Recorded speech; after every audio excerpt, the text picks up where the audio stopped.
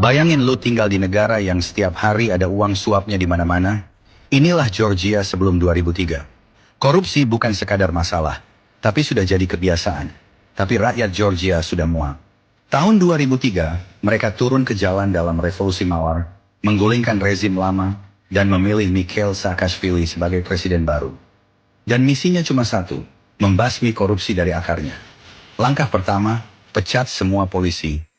Lalu lintas polisi, lalu lintas dulu, adalah simbol terbesar korupsi di Georgia. Mereka bukan menjaga jalan, tapi mencari mangsa. Solusinya, pecat semua polisi lalu lintas. Gila, mungkin. Tapi hasilnya, tanpa polisi korup di jalan, justru lalu lintas jadi lebih lancar.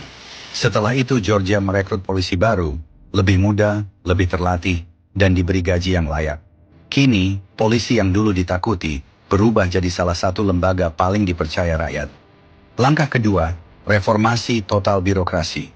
Dulu mengurus dokumen di kantor pemerintahan, berarti antri lama, proses berbelit, dan pungli di setiap meja. Solusinya, sederhanakan birokrasi. Pemerintah menghapus lembaga-lembaga korup, dan menggantinya dengan sistem layanan publik yang modern, cepat, dan digital. Sekarang, cukup datang ke satu kantor pelayanan terpadu, buat ngurus paspor, izin usaha, atau bayar pajak, tanpa calo, tanpa suap. Langkah ketiga, bersihkan dunia pendidikan dulu. Masuk universitas bukan soal kepintaran, tapi soal siapa yang bisa bayar lebih besar. Solusinya, ujian nasional berbasis komputer. Sistem ini memastikan tidak ada lagi ruang untuk manipulasi. Siapapun yang lolos, lolos karena usaha dan kemampuan sendiri. Hasilnya, anak-anak dari keluarga miskin akhirnya bisa masuk universitas tanpa harus menyuap siapapun.